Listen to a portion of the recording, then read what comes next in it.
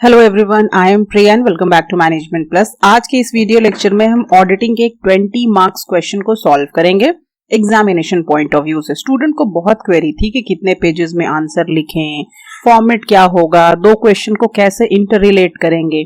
इन सब के आंसर के लिए मैंने एक हैंड रिटन आंसर रेडी किया है, क्योंकि स्टूडेंट कहते हैं कि पेजेस में बताइए कि कैसे लिखेंगे। सो आपकी क्वेरी को देखते हुए ये वीडियो आई है।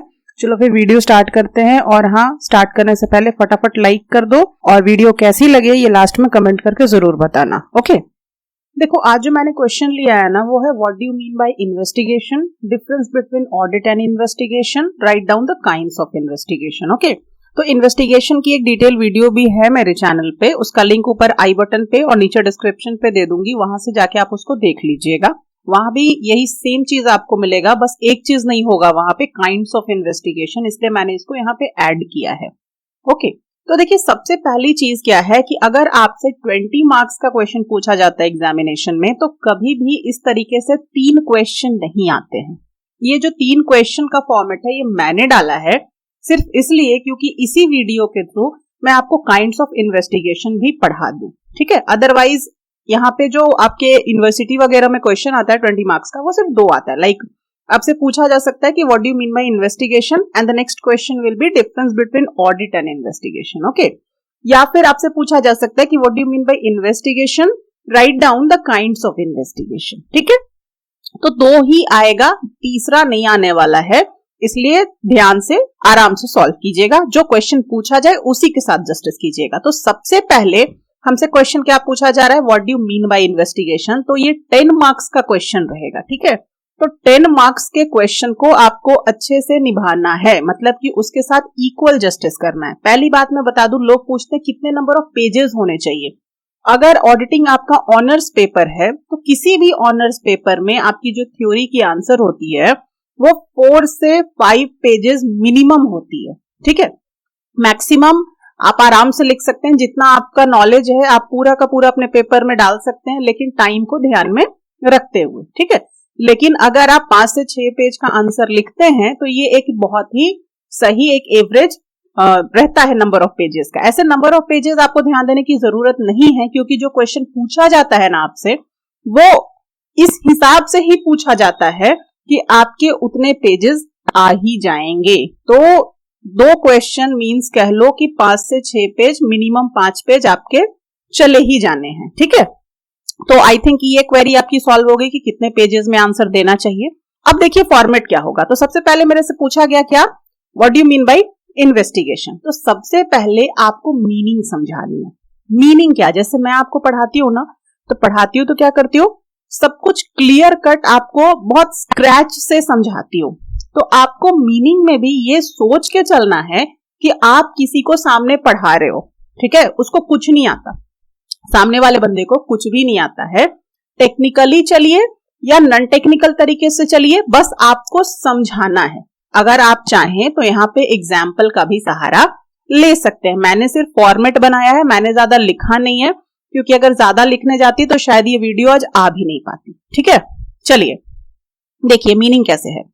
Investigation is a detailed examination of accounts and inquiry into the state of affairs of the business or for a specific purpose. Investigation का क्या होता है, हमारा एक डिटेल्ड एग्जामिनेशन होता है। किस चीज का एग्जामिनेशन, बुक्स ऑफ अकाउंट का एग्जामिनेशन, जिसमें कि बेसिकली हम क्या करते हैं, इंक्वायरी करते हैं state of affair of the business का, कि बिजनेस के अंदर की चीजें जो हो रही हैं उनकी इंक्वायरी करते हैं, और ये इंक्वायरी किसी भी स्पेसिफिक पर्पस से हो सकती है। ठीक है, बेसिकली हम इन्वेस्टिगेशन में क्या करते हैं, it involves the process of analysing, collecting and presenting facts in a manner which enables the party to know the essential facts regarding the matter under inquiry.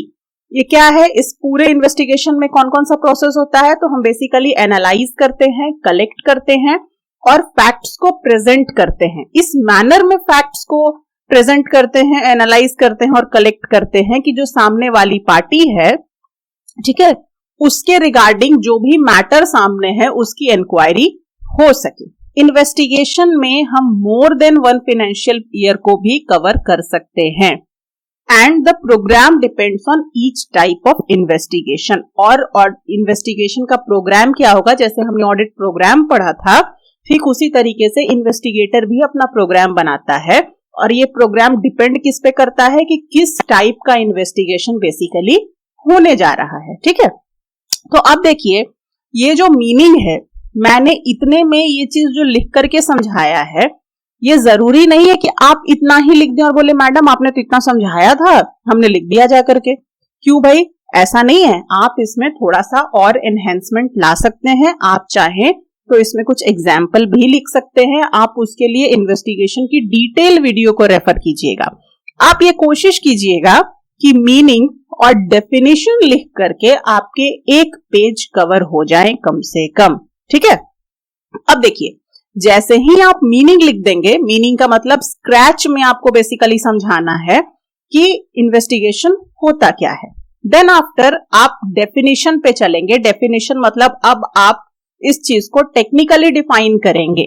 ठीक है, जैसे मैंने यहाँ पे कुछ स्कॉलर्स का डेफिनेशन दिया है, like according to Spicer and Pegler the term investigation implies an examination of records for some special purpose. Investigation क्या है, एक ऐसा एग्जामिनेशन है, रिकॉर्ड्स को एग्जामिनेशन करने का एक ऐसा प्रोसेस है जो हम किसी स्पेशल पर्पस के लिए करते हैं। ठीक है, टेलर एंड पेरी ने क्या कहा था इन्वेस्टिगेशन के बारे में, investigation involves an inquiry into the facts beyond the books of account into the technical, financial and economic position of the organisation. Investigation क्या होता है, बेसिकली हम इंक्वायरी करते हैं, beyond the fact of books of account जाते हैं, हम हर तरीके से ऑर्गेनाइजेशन के चीजों को इंक्वायरी करने की कोशिश करते हैं। हम उसके टेक्निकल फैक्टर्स को भी देखते हैं, financial as well as economic factors को भी देखते हैं, सब चीजों को इंक्वायरी करते हैं, ओवरऑल इंक्वायरी। ओके, तो अब कुछ लोग यहाँ पे बोलेंगे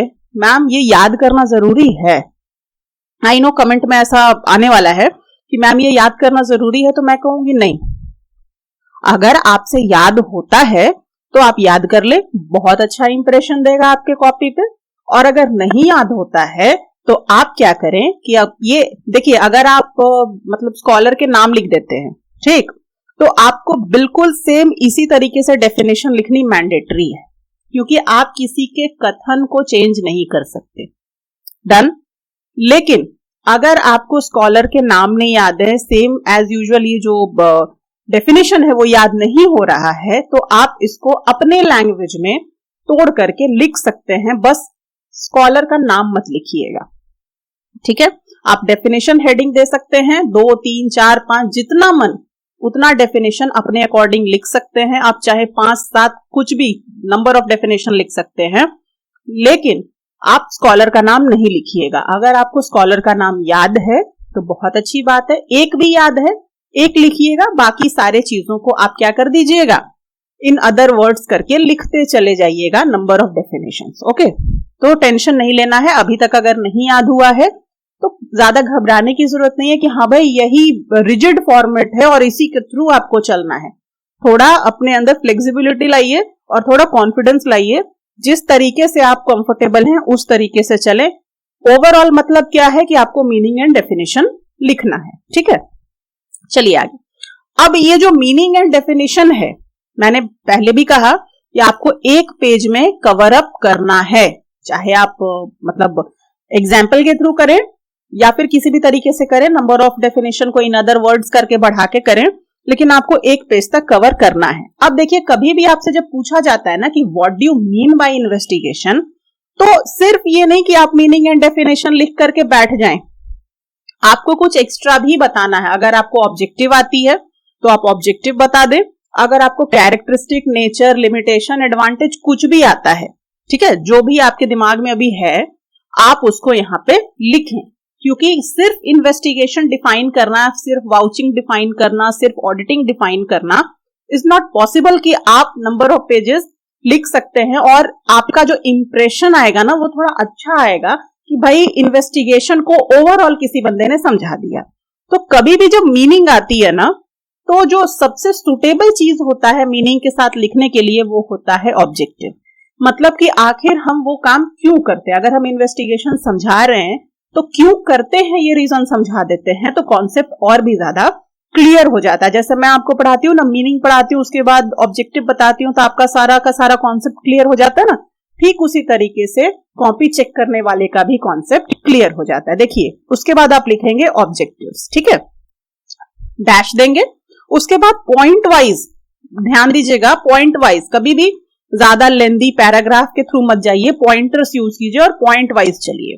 तो ऑब्जेक्टिव लिखेंगे to ascertain the financial position and the earning capacity of the concern, ठीक है। क्यों करते हैं इन्वेस्टिगेशन? ये जानने के लिए कि एक्चुअल फाइनेंशियल पोजीशन क्या है फर्म का और एक्चुअल अर्निंग कैपेसिटी उस फर्म की क्या है। To investigate when fraud is suspected by the proprietor. Investigate हम इसलिए करते हैं ताकि अगर प्रोप्राइटर को यानी कि बिजनेस ओनर को लग रहा है कि किसी तरीके का फ्रॉड हो रहा है, तो उस सस्पेक्ट को दूर करने के लिए हम क्या करते हैं? इन्वेस्टिगेशन करते हैं। चलिए नेक्स्ट पेज की तरफ चलते हैं। नेक्स्ट है to investigate on behalf of income tax authority for a tax liability. देखिए, हमने पढ़ा था कि ऑडिटिंग जो है ना, वो ऑडिटर सिर्फ ओनर के लिए परफॉर्म करता है, लेकिन इन्वेस्टिगेशन जो होता है वो आउटसाइडर्स के लिए भी परफॉर्म होता है। वो हम जब डिफरेंस देखेंगे ऑडिटिंग एंड इन्वेस्टिगेशन का, तो और भी ज्यादा अच्छे से क्लियर होगा। तो इन्वेस्टिगेशन किसके बिहाफ में भी किया जा सकता है? आउटसाइडर के भी बिहाफ में किया जा सकता है, मतलब कि इनकम टैक्स अथॉरिटी भी करवा सकती है टैक्स लाइबिलिटी के जांच के को देखने के लिए, ठीक है। नेक्स्ट है to investigate for the purpose of lending money to a concern. अगर कोई मनी आपके यहाँ लेंड कर रहा है तो उसके रिगार्डिंग भी आपके बिजनेस का इन्वेस्टिगेशन करवा सकता है कि भाई हमारे यहाँ से अगर इनके यहाँ पैसे जा रहे हैं तो ये पैसे रिकवर होने के चांसेस हैं या नहीं, इनका क्या गुडविल है। ओके, फिर क्या है objective? To investigate for claims under insurance policy covering losses. अगर आपने इंश्योरेंस ले रखा है, इंश्योरेंस पॉलिसी का आप क्लेम मांग रहे हो, तो इंश्योरेंस कंपनी भी आप पे इन्वेस्टिगेशन कर सकती है कि सही मायने में आपको लॉस हुआ है या नहीं, या फिर बस ऐसे ही हवा में पैसे कमाने के लिए मांग रहे हो। अब आपको लिखना है, मतलब ये चीजें आप जो ऑब्जेक्टिव है ना, और भी लिख सकते हैं क्यों होता है। तो आप बोल सकते हो कि कंपनी में फ्रॉड हो रहा है, कैश फ्रॉड हो रहा है, मतलब टैक्स कुछ लोग चोरी कर रहे हैं, कुछ फ्रॉड हो रहा है, तो इसके लिए भी इन्वेस्टिगेशन करते हैं हम लोग। बहुत सारी चीजें, नया पार्टनर अगर पार्टनरशिप फर्म में आ रहा है तो वो जानने की कोशिश करता है कि जो हमारी पार्टनरशिप फर्म है वो कैसी है। तो जब मैं आपको इसमें ना टाइप्स ऑफ इन्वेस्टिगेशन पढ़ाऊंगी ना, काइंड्स ऑफ इन्वेस्टिगेशन, तो उसमें बहुत सारे पॉइंट्स आपको मिल जाएंगे जो आप ऑब्जेक्टिव में लिख सकते हो, ठीक है। और वीडियो तो है ही, उससे भी आप रेफरेंस ले सकते हैं। तो आप अब क्या लिखेंगे? दो क्वेश्चन को इंटरकनेक्ट कैसे करेंगे? देखिए, after discussing the meaning and different aspects of investigation, let's have a look on the difference between auditing and investigation। भाई आप तो पढ़ा रहे हो ना सामने वाले को, तो आप क्या बोलोगे? जैसे मैं बोलती हूँ ना, अब भाई हमने मीनिंग और वेरियस एस्पेक्ट्स को डिफाइन कर लिया इन्वेस्टिगेशन से रिलेटेड। अब चलो देखते हैं कि दोनों के बीच में डिफरेंस क्या है। किन दोनों के बीच में? ऑडिटिंग और इन्वेस्टिगेशन के बीच में, ठीक है। तो देखो अभी डिफरेंस देख लेते हैं। हेडिंग दीजिएगा इस तरीके से, ऑडिटिंग वर्सेस इन्वेस्टिगेशन। अब देखो यहाँ पे दो फॉर्मूला होता है डिफरेंस लिखने का, ठीक है। एक होता है कि आप टेबुलर फॉर्म में लिख सकते हैं और उसको फाइनली नीचे कंक्लूड कर सकते हैं, लेकिन मैं कहूंगी कि टेबुलर फॉर्म में अगर आप करते हैं तो फिर आपको ना मटेरियल और ज्यादा जरूरत आ जाती है और भी ज्यादा लिखने की, क्योंकि बहुत चीजें जो है ना वो एक डेढ़ पेज में खत्म हो जाती हैं। तो आप इसको पैराग्राफ और पॉइंट वाइज लिखें तो ज्यादा अच्छा लगेगा। तो आप क्या करेंगे? बेसिस ऑफ डिफरेंस को ऊपर लिखेंगे। आप क्या किसके बेसिस पे डिफरेंस कर रहे हैं? मीनिंग के बेसिस पे कर रहे हैं। तो पहले आप ऑडिटिंग लिखेंगे, अंडरलाइन करेंगे, डैश देंगे और ऑडिटिंग के मीनिंग को डिफाइन करेंगे। देन इन्वेस्टिगेशन लिखेंगे, डैश देंगे और इन्वेस्टिगेशन के मीनिंग को डिफाइन करेंगे। ठीक इसी तरीके से सारे बेसिस ऑफ डिफरेंसेस को आप लिखेंगे, ऑडिटिंग के बारे में बताएंगे, फिर इन्वेस्टिगेशन के बारे में बताएंगे। देखिए मैंने लिखा है, देखिए, है ना। बस इसी तरीके से आपको डिफाइन करना है। तो मीनिंग के बेसिस पे अगर हम देखें तो ऑडिटिंग क्या है? Auditing is concerned with examining the accounts and reporting on financial statement. Auditing क्या है? एग्जामिनेशन है। किस चीज का एग्जामिनेशन? अकाउंट्स का। और बेसिकली ये देखते हैं हम लोग कि हमने जो फाइनेंशियल स्टेटमेंट, हमारा जो बिजनेस का फाइनेंशियल स्टेटमेंट है वो सही तरीके से बनाया गया है या नहीं। ये हम किस में देखते हैं? ऑडिटिंग में देखते हैं। अगर हम इन्वेस्टिगेशन की बात करें तो इन्वेस्टिगेशन क्या है? एक एग्जामिनेशन है बुक्स ऑफ अकाउंट का किसी स्पेशल पर्पस के लिए। स्पेशल पर्पस कुछ भी हो सकता है, जैसा कि हमने ऑब्जेक्टिव में पढ़ा, इन किसी में से भी कोई भी स्पेशल पर्पस हो सकता है, लेकिन हम लोग इन्वेस्टिगेशन में तभी एग्जामिनेशन करते हैं बुक्स ऑफ अकाउंट का जब ये स्पेशल पर्पस अकर होते हैं, जब नीड होती है। लेकिन ऑडिट क्या होती है? मैंडेटरी होती है, हर साल आपको करानी होती है, अपने बुक्स ऑफ अकाउंट का एग्जामिनेशन कराना ही होता है, ठीक है। नेक्स्ट आपका क्या है? Objective, auditing, investigation. देखो पहले की तरह ही मैंने यहाँ पे लिखा है। तो ऑडिटिंग का ऑब्जेक्टिव क्या होता है? Is it to express an opinion on the financial statement of the concern. Basically auditing हम इसलिए कराते हैं ताकि एक एक्सपर्ट का, एक इंडिविजुअल, एक इंडिपेंडेंट पर्सन का ओपिनियन ले सके जो भी हमारे बिजनेस के अंदर फाइनेंशियल स्टेटमेंट बनाए गए हैं उनके रिगार्डिंग। लेकिन हम इन्वेस्टिगेशन में करते हैं क्या? एक स्पेशल पर्पस के लिए इन्वेस्टिगेशन करते हैं। हम किसी की ओपिनियन लेने के लिए यहाँ पे किसी को नहीं बुला रहे हैं। हमें कुछ प्रॉब्लम दिखाई दे रहा है तो उस प्रॉब्लम को, उस स्पेशल पर्पस को लुक आउट करने के लिए हम इन्वेस्टिगेशन बुलाते हैं। अब अगर हम बात करें on the basis of compulsion, दोनों में कंपल्सरी कौन सा है? तो ऑडिटिंग कंपल्सरी है। अगर आपकी कंपनी जॉइंट स्टॉक कंपनी है तो ऑडिट कराना कंपल्सरी है as per companies act, okay. लेकिन इन्वेस्टिगेशन कंपल्सरी नहीं है। अगर आपको नीड है कि हाँ इन्वेस्टिगेशन होना चाहिए तो आप इन्वेस्टिगेशन करा सकते हैं, अदरवाइज किसी भी लॉ में इसको कंपल्सरी नहीं कहा गया है। Next difference on the basis of period, अगर ऑडिटिंग की बात करें तो auditing is done at the end of the financial year. Auditing कब होता है? जब फाइनेंशियल ईयर एंड होता है तो, ठीक है। और इन्वेस्टिगेशन पूरे साल में कभी भी हो सकता है। It can be done over a period of years, कभी भी किया जा सकता है। ऐसा जरूरी नहीं है कि फाइनेंशियल ईयर के एंड में ही हो सकता है। नेक्स्ट क्या है? Conduct. The difference on the basis of conduct, audit is conducted on behalf of the owner of the company। मैंने पहले ही कहा आपसे, ऑडिट हम किसके बिहाफ में करते हैं? ओनर ऑफ द कंपनी के बिहाफ में करते हैं। और जॉइंट स्टॉक कंपनी का ओनर कौन होते हैं? शेयर होल्डर्स होते हैं। तो बेसिकली जो मालिक हैं, जो ओनर हैं, उनके बिहाफ में हम ऑडिटिंग कंडक्ट करते हैं, उनको ये बताने के लिए कि आपका जो बिजनेस है उसका फाइनेंशियल पोजीशन क्या है, जो बुक्स ऑफ अकाउंट है वो ट्रू एंड फेयर व्यू दे रहे हैं या नहीं। अगर हम इन्वेस्टिगेशन की बात करें तो it is conducted on behalf of outsider. Investigation हम किसके बिहाफ में करते हैं? आउटसाइडर के बिहाफ में करते हैं।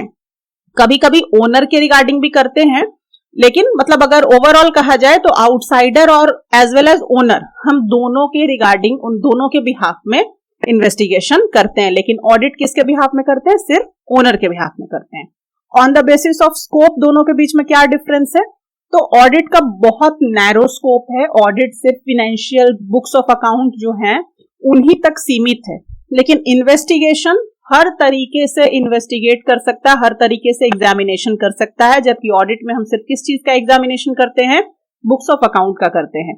यहाँ पे हर तरह का एग्जामिनेशन कर सकते हैं, technical, inter organisational, books of account, हर चीज का एनालिसिस हम कर सकते हैं, एग्जामिनेशन कर सकते हैं। That's why we can say that investigation का जो स्कोप होता है वो क्या होता है? वाइडर होता है as compare to auditing. Next बोले तो अपॉइंटमेंट। तो ऑडिटिंग में जो परफॉर्म करता है वो ऑडिटिंग कौन परफॉर्म करता है? ऑडिटर करता है। तो ऑडिटर को अपॉइंट कौन करता है?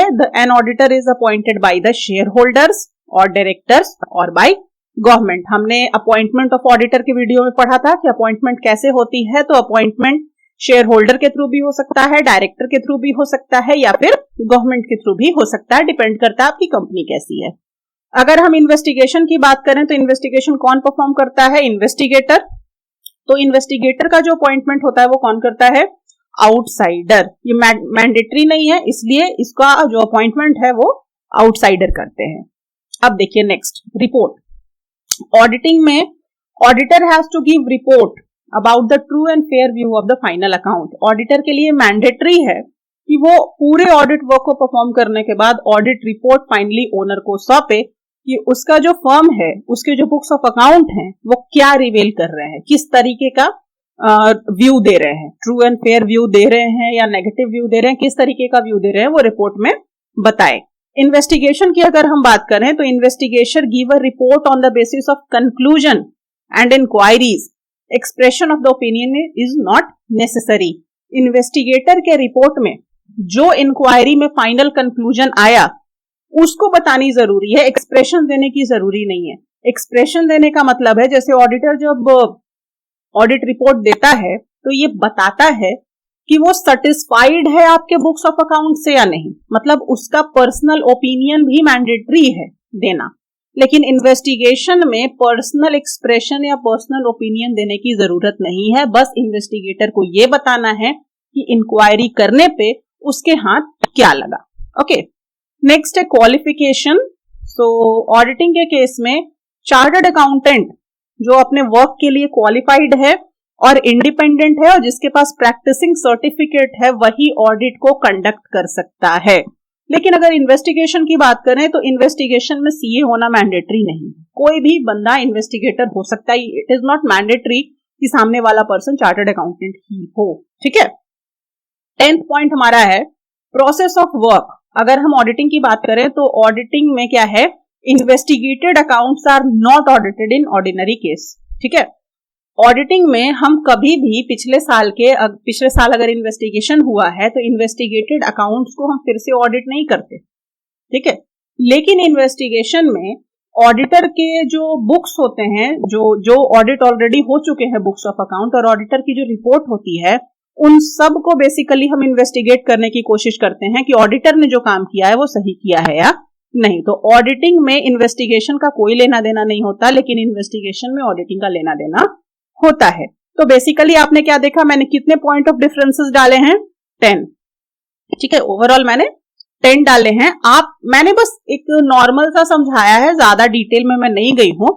अगर आप चाहें तो इसको डिटेल में भी लिख सकते हैं, with the help of example भी लिख सकते हैं, क्योंकि मैं बस एक फॉर्मेट बना रही थी तो मैंने सोचा ओवरऑल मैं बस बता दूं, ज्यादा अभी लिखूंगी तो पता चलेगा कि वीडियो आया ही नहीं। ठीक है, 3rd क्वेश्चन है हमारा टाइप्स ऑफ इन्वेस्टिगेशन। तो देखो मेरी थोड़ी तबीयत ठीक नहीं है तो मैं ज्यादा कर नहीं पाई हूं, लेकिन आपको मैं समझा दूंगी, आप इसको अपने अकॉर्डिंग डिफाइन कर लीजिएगा एग्जामिनेशन में, दैट्स एनफ, इतना बहुत है।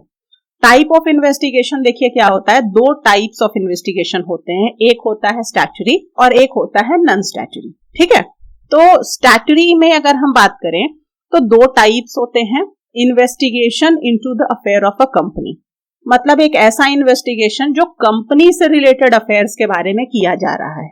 ठीक, मतलब विद इन द कंपनी कुछ इशू है उससे रिलेटेड जो इन्वेस्टिगेशन होता है। और दूसरा पार्ट है इसका investigation of ownership of a company, यानी कि जो ओनरशिप है वो सही है कि नहीं, उसमें कोई प्रॉब्लम तो नहीं है, उसका खुद का इन्वेस्टिगेशन, ये एक हुआ।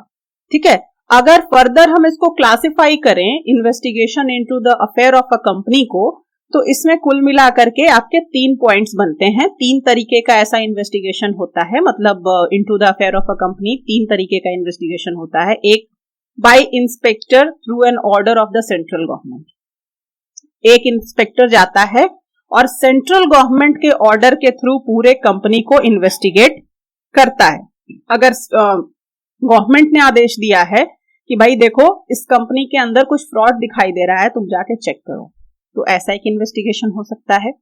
दूसरा, by serious fraud investigation officer, अगर कंपनी के अंदर कोई सीरियस फ्रॉड हो रहा है तो कंपनी में एक इन्वेस्टिगेशन ऑफिसर को भेज के कंपनी का इन्वेस्टिगेशन कराया जा सकता है। ठीक है, ओनर भी करा सकता है और आउटसाइड अथॉरिटी भी करा सकती है। या फिर और भी अदर केसेस जो फ्रॉड से रिलेटेड हैं या फिर कंपनी के इंटरनल अफेयर से रिलेटेड हैं, ऐसे कोई केसेस होते हैं तो इन्वेस्टिगेशन कराया जा सकता है। और ये इन्वेस्टिगेशन किस टाइप का होता है, स्टैट्यूटरी इन्वेस्टिगेशन। ठीक है, अगर हम बात करें नॉन स्टैट्यूटरी और ये इन्वेस्टिगेशन की, तो इसमें बहुत सारे पार्ट्स हैं आपके, क्या क्या है देखिए।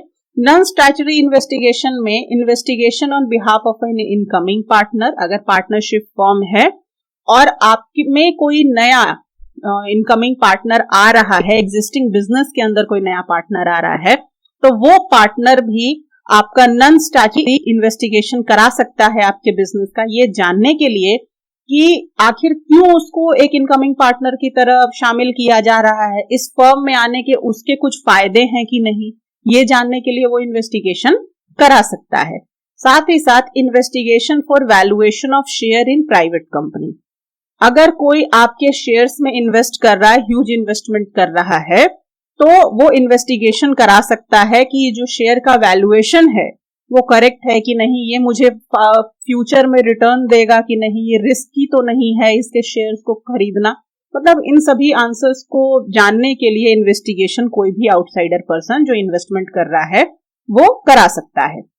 नेक्स्ट क्या है, investigation on behalf of a bank proposing to advance loan to a company. अगर कोई कंपनी है जिसको कि बैंक लोन देने वाली है, मतलब प्रपोजिंग लोन उसका एक है कि हाँ उसने मतलब पेपर जमा किया और बैंक इन फ्यूचर उसको लोन देने वाली है, तो भी वो इन्वेस्टिगेशन करती है बैंक उस कंपनी का कि इसका क्रेडिट क्या है, गुडविल कितना है, अभी तक अगर कोई लोन लिया है तो उसने उसको चुकाया है कि नहीं, और इन फ्यूचर मेरे लोन के चुकाने के चांसेस इसके हैं या नहीं। इन सब क्वेश्चन का आंसर करने के लिए इन्वेस्टिगेशन बैंक करती है किसी भी कंपनी का।